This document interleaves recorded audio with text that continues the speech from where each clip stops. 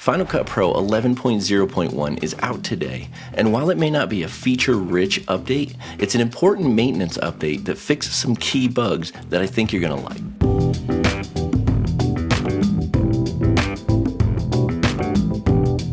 If we take a look at the release notes for Final Cut Pro, you can see that this update addresses a few key bugs. And we're going to walk through each one of these step by step so you can see what it was doing and so you can see how it's been fixed. So you're going to want to open up your App Store, you're going to want to search for Final Cut Pro, and you're going to want to click this update button, and that's going to give you the newest version of Final Cut Pro.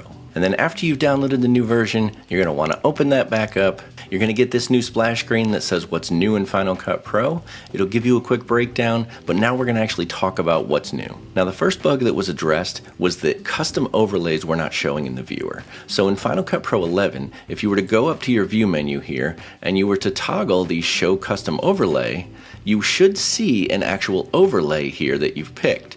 However, in Final Cut Pro 11, that wasn't happening. So now here in Final Cut Pro 11.0.1, we can go up here to View and we can choose Show Custom Overlay, and that's actually going to overlay our custom overlay, and there's not going to be any issues. You saw before that it just didn't show up at all. Now I've actually seen it kind of show up a little bit sometimes, not at all, kind of in the wrong spot, so it was definitely buggy and it had a lot of issues, but they've definitely fixed this bug now in Final Cut Pro. The second bug that was fixed in Final Cut Pro was when you had the magnetic mask on a timeline like this and you wanted to actually send your timeline out to Compressor, it was causing an error.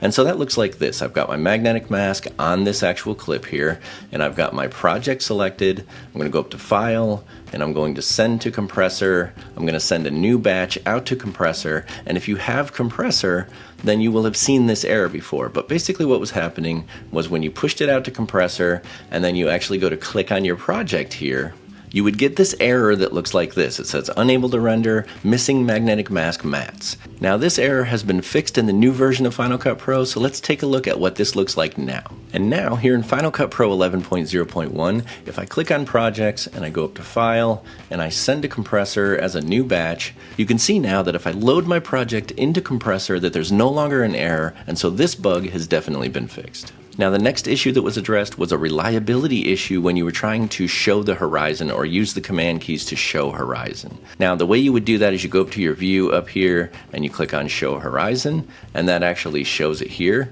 but you should also be able to do this with Command Shift H. And now as I use the shortcut keys here in Final Cut Pro 11, you can see it's not actually showing the horizon like it's supposed to. So interestingly, over here in 11.0.1, I'm actually testing out the show horizon. So typically you can go up here to view and you can click on show horizon, but you're also supposed to be able to do this using Command Shift H. Now if I actually kind of click down in here and I do Command Shift H, it's not working for me. So interestingly, I don't know if this is an Intel Mac thing because I have an Intel Mac, or if it's just not actually fixed yet, but the issue appears to be persisting for me. So I'm not sure if other people are having this experience, but when I do Command Shift H, I am not seeing the actual show horizon. So let me know in the comments if you're seeing it as well, or if you're seeing it on an M series Mac, or if anybody else out there has an Intel Mac. I'm interested to see if this is not working for them because it's not working for me, so that's interesting. Now the last bug that was fixed in this version was if you hold down the H key, it'll give you the hand, and this will actually allow you to be able to kind of scroll through the timeline manually like this. Now there were performance issues in version 11, and so this was also fixed in 11.0.1.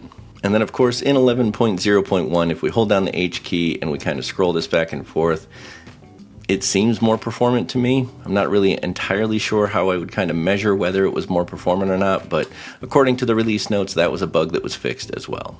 So that's all there is to the 11.0.1 update. It was a pretty small update. There were no major feature updates, just a few bug fixes, but it's definitely always nice to get updates and get bug fixes. So maintenance releases like this are super important.